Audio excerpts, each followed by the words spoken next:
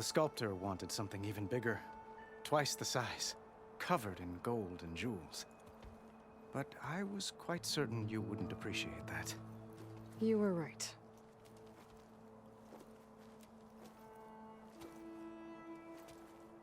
I'm sorry, Avad. It's good to see you, but I can't stay long. I see. I had hoped you'd remain in the city for a time. Perhaps at the palace. Meridian's still in danger, but it's bigger than that. To put things right, I have to go west. To Noct territory. By the sun, that's a Noct? Well, perhaps Murad already told you, but after years of hostility, we've negotiated a truce, in hopes of a lasting peace. Another embassy will be held in just a day or two. When you say years of hostility, I assume you mean the Red Raids? Ah, yes. My favorite subject. I wouldn't ask if I didn't need to know. As you know, my father raided all the border tribes.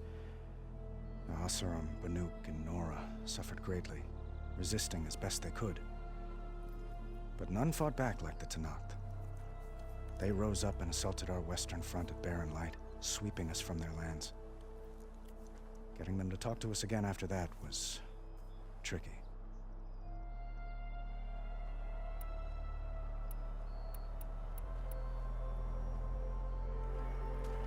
Itaman looks happy. You got him out of Sunfall. Any happiness he has, he owes to you. He's turning into a fine young man, which he'll need to be if he's to inherit the crown. Wouldn't the crown go to a son of yours first? Yes, well, I'd have to get married for that to happen. Murad keeps throwing noble matches at me. But I find I'm always trying to make them into someone they're not. At any rate, I never aspired to the throne, and I don't wish to sit there forever. When Itaman comes of age, I hope to step aside. Free of the crown. I might finally be able to travel the world. Who knows? Perhaps even accompany you on one of your adventures. You make it sound easy. What makes this coming embassy so special? Well, just like today, it is special because of the guest. Our delegation will meet with the Tenakth just outside Barren Light. We'll give them treasure, and they'll return a prisoner. Fashav, one of our finest soldiers. Soldier? Don't you mean raider? No, not in this case. Fashav is my cousin, nothing like Helis and his ilk.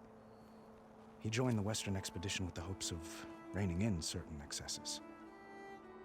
But he was captured during a heroic defense of our forward base at Cinnabar Sands, and has been held ever since. How did you get the Tenakth to talk again after the war? The same way I got you to talk. By giving gifts. The Tenakth like tiaras? More like medals, spices, and relics looted during the fighting. We've met with them on several occasions, and the gifts seem to have eased the tension. But this coming embassy is the most important yet. The best sign we've had so far that the Tenakth want lasting peace. Your cousin, Fashav. How long has he been a Tenakth captive? 5 years. Tenakth emissaries swear he is well, but I wonder. That tribe is renowned for its brutality. How did he survive? Well, I'll know soon enough. If you see him before I do, tell him that I await him in Meridian, where he belongs. If I see him, I will.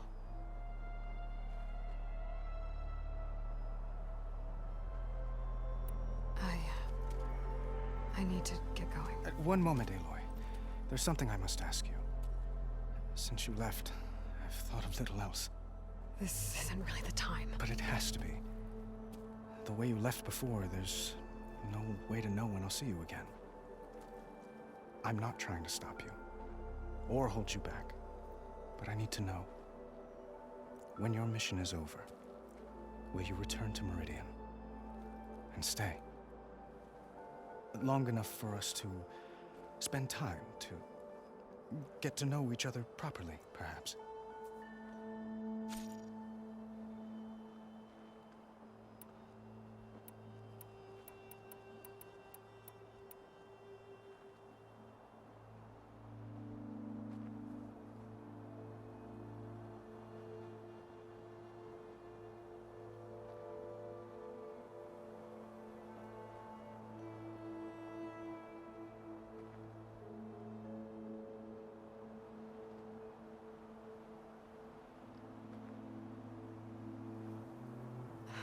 Avad, the situation calls for a higher perspective.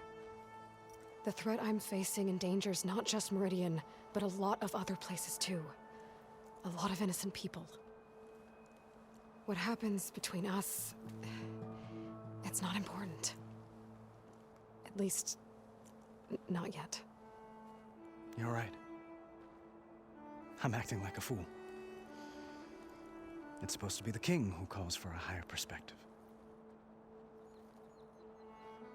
Please accept my apology.